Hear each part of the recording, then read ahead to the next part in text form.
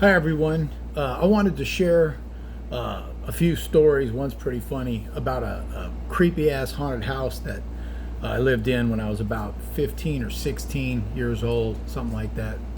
Um, but my parents were like gypsies, man. We moved. I think my wife and I counted one time. We moved like 30 something times by the time I was like 17. Crazy shit like that. But anyway, so my dad and mom were divorced, and my dad remarried, and we moved into this. It was a little 3 bedroom house, and my dad was he was pretty easygoing. He let me kind of do whatever I wanted to.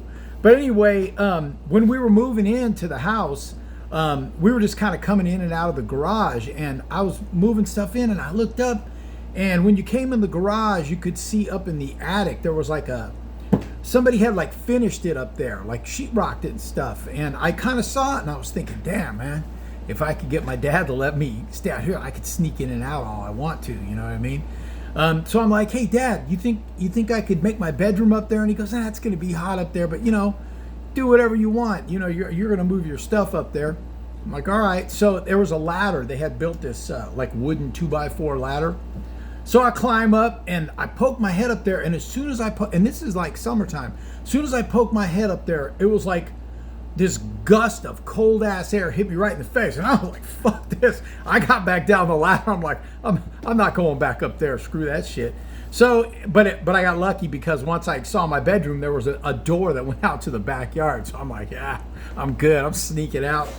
But anyway, so we get all moved into the house and everything, and my dad was helping my grandfather build a house in Ione, California, which was, I think it was about an hour and a half away, maybe a little more. I don't remember, from where we lived. So every Friday when my dad got off work, him and my stepmom would pack up and go, and I'd be left there. I'd have Friday night, Saturday night, and they would come home sometimes Sunday.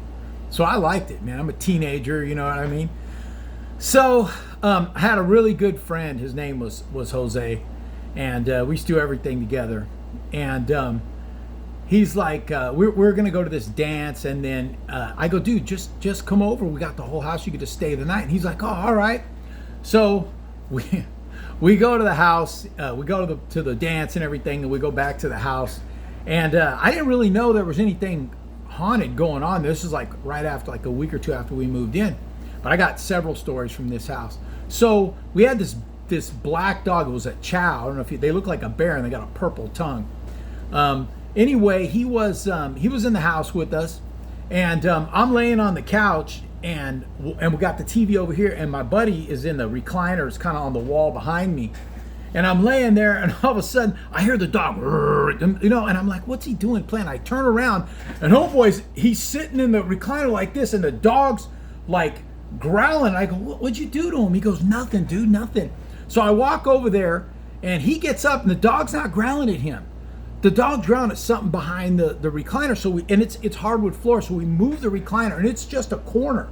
There's just a wall, and there's nothing back. And the dog, man, his hair is standing up, and he's lunging, and there's fucking nothing there. Dude's freaking me the fuck out. So I go, man, let's put him outside. We had a door that went from the kitchen into the garage, and then there was a doggy door where he could go in the backyard.